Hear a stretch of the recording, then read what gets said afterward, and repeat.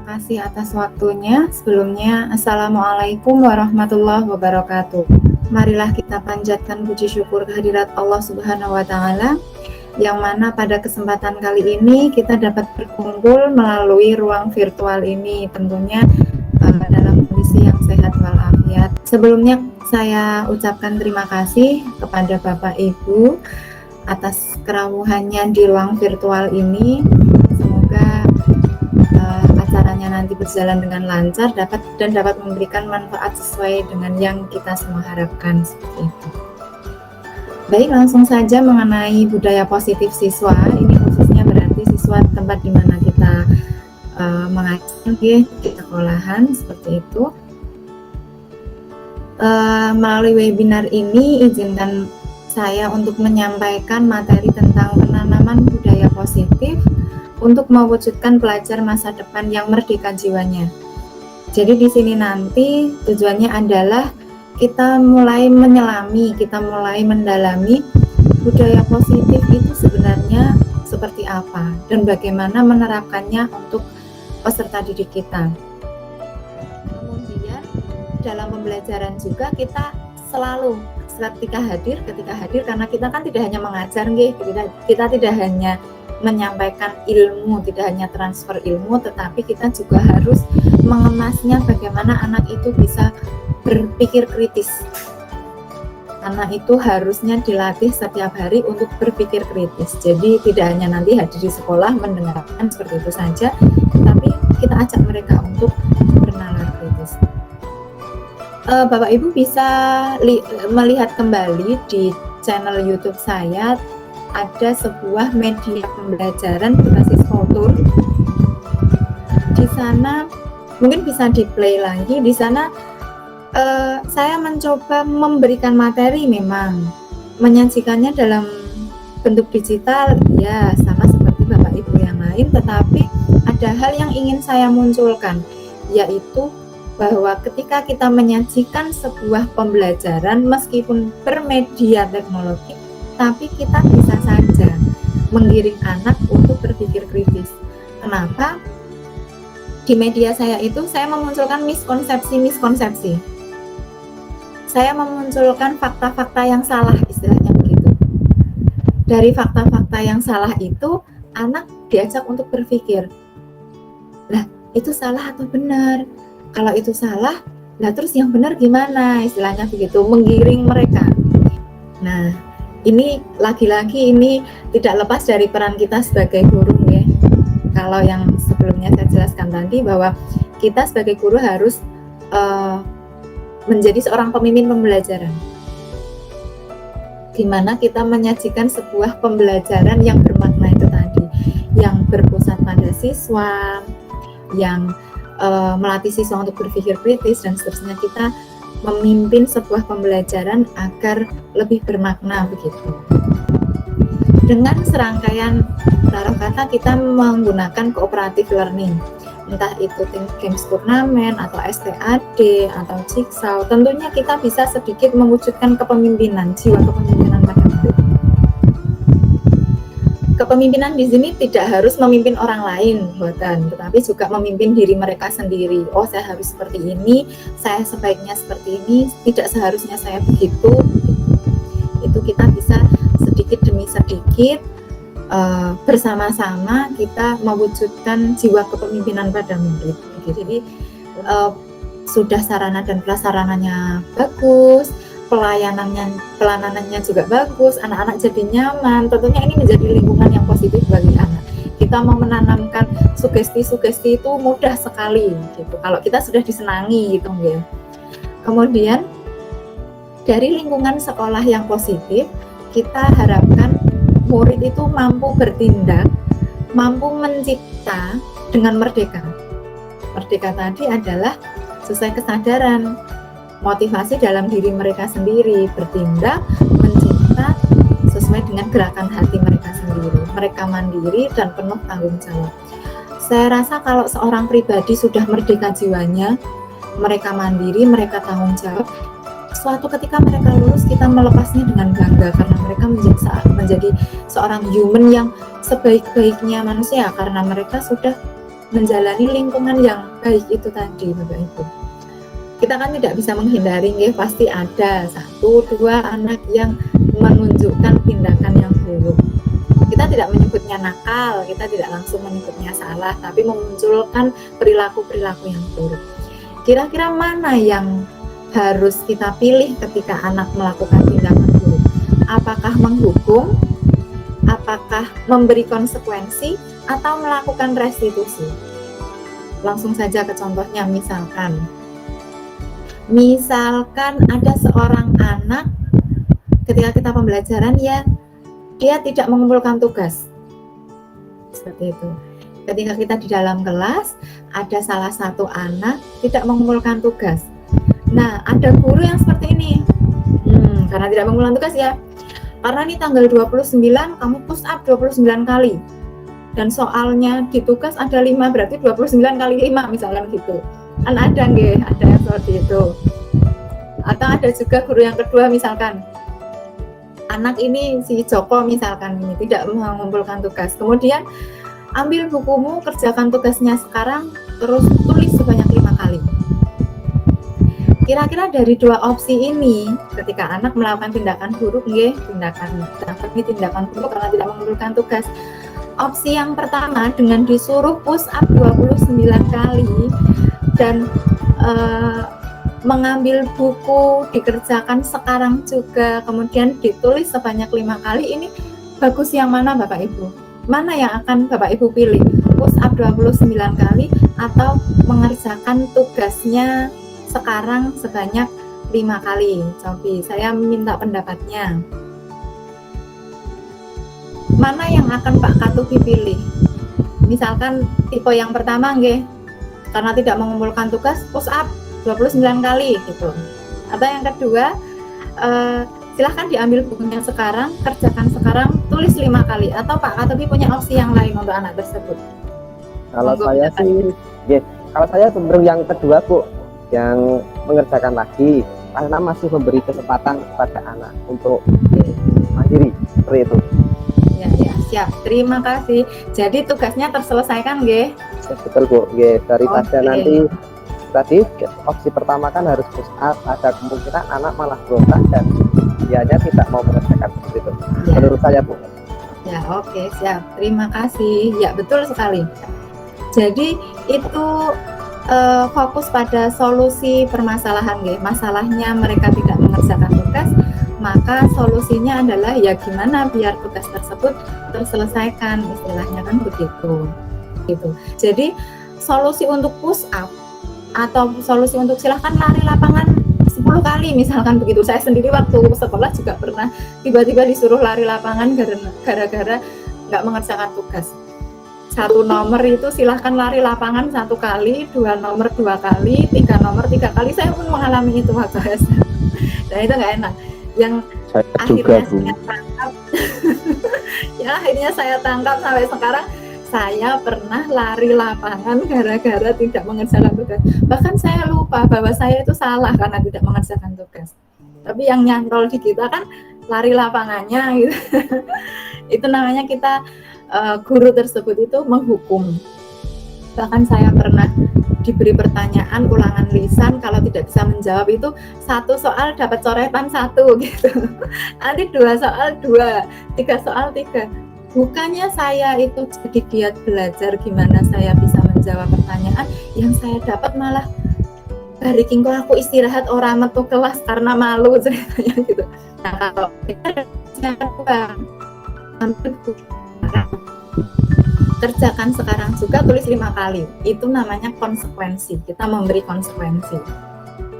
Masih berkaitan dengan tugas. Tugasnya pun juga terselesaikan. Jadi kita harus membedakan mana menghukum, mana memberi konsekuensi gitu.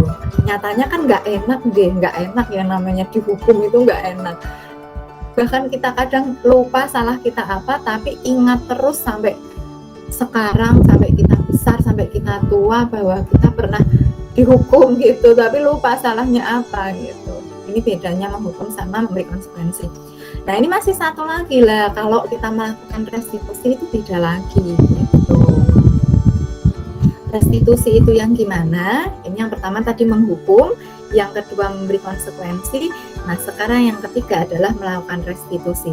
Restitusi itu gimana toh? Restitusi itu adalah kecenderungan seorang anak untuk memperbaiki kesalahannya. Dia salahnya apa? Dan dia sadar gimana cara memperbaikinya. Itu berarti tawarannya, datangnya, perbaikannya itu datangnya dari diri mereka sendiri. Fokus pada solusi atas tindakan buruk yang dia lakukan tindakan buruk itu apa, mereka fokus untuk memperbaikinya, fokus untuk mencari solusinya.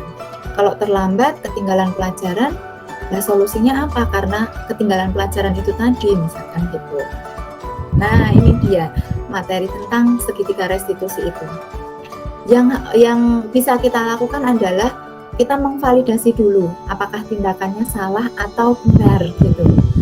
Biarkan dia mengucapkan atau biarkan dia beranggapan bahwa dia salah itu dari dia sendiri, bukan dari kita. Kamu salah, kamu keliru, kamu jelek, itu bukan dari kita, tapi dari dia. Kita giring mereka. Kenapa kok terlambat? Kenapa kok kenapa kok tidak mengumpulkan tugas seperti itu? Tentunya dengan intonasi yang baik gitu nggih, dengan gestur yang baik. Kadang-kadang kata-katanya sama. Misalkan maumu apa? Tapi intonasinya kita berbeda, maka anak nangkapnya kan berbeda. Bayangkan saya bilang maumu apanya gini.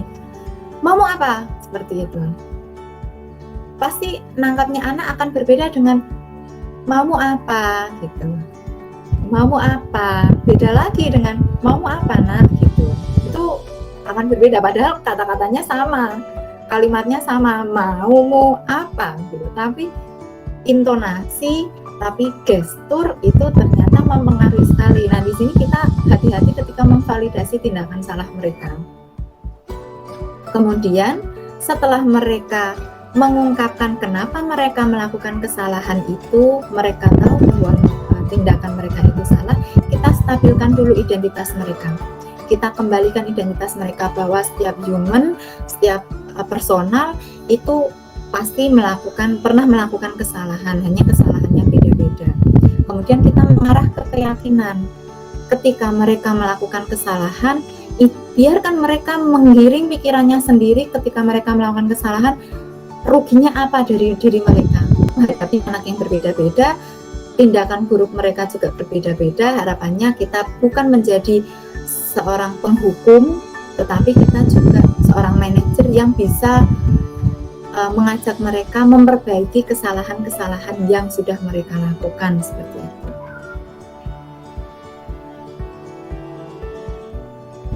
Nah, ini posisi yang sudah saya sebutkan tadi, bahwa kita sebagai seorang guru itu memiliki 5 posisi.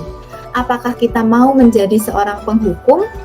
Apakah kita mau menjadi seorang pembuat, kita menjadi seorang yang membuat orang itu bisa merasa bersalah? Apakah kita menjadi teman? Apakah kita menjadi pemantau? Ataukah kita menjadi manajer? Nah, ini yang paling tinggi adalah manajer. Bahwa kita itu bisa mengajak anak untuk memperbaiki apa yang buruk, tindakan buruk yang mereka lakukan. Tidak hanya menghukum, tidak hanya membuat orang merasa bersalah. Taruh kata kita perlu menyadarkan kalau mereka itu merasa bersalah, tapi harus ada tindak lanjutnya. Kita harus bisa menjadi manajer juga. Oke, itu saja materi dari saya. Waktu selanjutnya saya kembalikan kepada moderator, nggih. Terima kasih atas waktunya. Monggo Pak Puput. Ya, terima kasih Bu Isti. Luar biasa materi yang disampaikan pada kesempatan kali ini, sangat jelas dan menarik, dan juga menjadi istilahnya sebagai wahana introspeksi diri, terutama saya sendiri, apalagi yang tadi menghukum siswa tanggal 29 terus disuruh push up, itu sangat teringat, karena mungkin itu istilahnya dulu saya seperti itu, terus ya dalam hati sok pengen dadi guru ada kayak ngono. Tapi ya benar, sangat benar, karena memang benar yang membekas di dalam diri kita ya itu push up-nya, bukan kesalahan kita. Baik, terima kasih untuk visi. Terus selanjutnya kita masuk ke sesi berikutnya, yaitu sesi untuk wah ini sudah ada banyak yang antri ya. Untuk sesi tanya jawab, saya buka dulu. Oh, ini ditulis di chat. Oke, yang pertama dari Pak Katubi. Kita langsung dijawab apa langsung kita tunggu yang pertanyaan kedua, Bu Isti? Coba kita tampung dulu, mungkin ada pertanyaan kedua, Pak. Ya, oke. Pertanyaan Pak Katubi lewat chat. Nanti setelah ada penanya kedua, kita baru mulai untuk menjawabnya. Monggo boleh di chat atau lebih baik lagi tanya langsung saja. Artinya mic-nya dinyalakan, terus videonya juga dinyalakan. Sudah ada kedua, Pak Hugo Prastiawan, mohon maaf. Dari pertanyaan Pak Katubi dahulu atau Pak Hugo biar bertanya dulu, Bu? Monggo kita tampung pertanyaannya Pak Kukus dulu nggih, baru nanti kita jawab dua-dua. Untuk Pak Hugo, kami persilakan untuk pertanyaan jenengan. Jadi Pak, terima kasih atas kesempatannya. Ya, benar sekali yang tadi pemaparan dari Bu Isti. Ketika saya pun kuliah, materi ini sangat menarik. Maksudnya menarik bahwa ketika kuliah dulu juga di BK hanya hal-hal seperti itu, bahwa kalau anak yang nakal, maksudnya dia melanggar peraturan dan sebagainya, itu hanya bagian kesu atau teorinya Sigmund Freud tadi yang dipaparkan seperti itu. Tapi ketika saya masuk pertama di SMK, dengan banyak hal seperti itu, kami dari guru BK itu kadang juga ingin menerapkan itu, tapi pandangan kadang itu yang sulit itu kan pandangan. Kami mencoba untuk bahwa anak itu punya eksplorasi sendiri, tapi banyak tuntutan bahwa kalau kita anak itu semua hal yang saya rasakan ya masih semua hal harus pintar. Padahal kalau saya anak itu punya potensinya sendiri, dan kami di BK kadang dituntut ketika anak itu tidak seperti ini, seperti itulah. Yang ingin saya tanyakan, Bu, bagaimana sih kita kalau sebenarnya untuk bisa mengembangkan potensi anak, padahal kita punya persepsi dari masing-masing guru itu kan berbeda. Untuk menyatukan itu mungkin dari materi yang disampaikan tadi, bagaimana sih Bu, biar kita bisa satu tujuan, satu visi. Sebenarnya apa sih yang kita butuhkan sebagai seorang guru untuk bisa itu? Kadang kan kita juga tahu bahwa setiap guru itu punya perspektifnya masing-masing seperti itu. Terima kasih, mungkin hanya itu. Pertanyaan dari Pak Bobo adalah, anak itu memang memiliki potensinya sendiri-sendiri, ya. Kita tahu potensinya sendiri-sendiri, akan tetapi kita dihadapkan pada beberapa pelaku pendidikan yang memiliki persepsinya masing-masing terhadap anak gitu. Misalkan, mungkin ini contoh yang sudah sesuai atau belum, mungkin bisa diluruskan oleh Pak Hugo yang dimaksud itu atau bukan. Misalkan seorang anak ini memiliki potensi di bidang olahraga misalkan, harusnya kita mengoptimalkan itu. Tapi di sisi lain, anak itu kalau diajar deket aja, misalkan diajar fisika kok santai-santai, males-malesan, malah tidur-tiduran seperti itu. Ini kan berarti saya akan punya persepsi bahwa si anak ini pemalas, tetapi di sisi lain ada guru yang menganggap anak ini punya potensi. Mungkin seperti itu, nggih? Ya Bu, kadang seperti itu, dan hal seperti itu malah dilimpahkan ke kami misalkan begitu. Ini Pak bocah itu malas seperti itu lah. Tapi kan itu baladanya guru BP ya Pak ya? Ya kadang seperti itu. Ya, itu berarti memang ya pakarnya psikologi kan ya ada di situ ya. Pakarnya psikologi gimana menanganinya. Kalau saya sendiri, kita ada di naungan satuan pendidikan yang kita sebenarnya sudah disatukan dalam satu hal, disamakan dalam satu hal, yaitu visi sekolah. Kita memiliki visi untuk menanamkan soft skill dan hard skill gitu. Setiap anak itu pasti punya kelebihan, punya kelemahannya masing-masing. Gimana kita meredam kelemahannya itu dalam-dalam dan menunjukkan kelebihan itu setinggi-tingginya. Dan kita mengerucut pada life skill itu tadi. Berarti di sini guru BP adalah seorang mediator nantinya. Mungkin bisa disampaikan kepada ya untung saja diadukan ke BP loh Pak. Gimana kalau nggak diadukan ke BP terus tak tangani sendiri misalnya begitu. Wah, malesan gitu misalkan. Jadi solusinya yang pertama kita kembali kepada kita menyajikan pembelajaran yang berpusat pada anak. Kita mengaktifkan anak ini tadi. Kita mengaktifkan anak, lah kita cari tahu kenapa toh kok ini malas-malasan. Jangan-jangan fisika saya ngajarnya cuma ngeluarkan rumus, langsung latihan soal, kerjakan di buku paket, halaman sekian-sekian, nomor sekian. Ya anak pasti langsung gumoh istilahnya blenger gitu. Ya berarti kita gimana mengemas biar si anak ini tidak melakukan tindakan itu, kembali lagi. Tidak melakukan tindakan itu, kita mencoba berupaya untuk mengaktifkan anak. Karena gimana pun kan dia punya kelebihan yang lain yang nggak bisa hanya kita judge ini malesan hanya gitu. Padahal memang dia unggul di bagian yang lain. Setiap anak pasti punya keunggulannya sendiri-sendiri.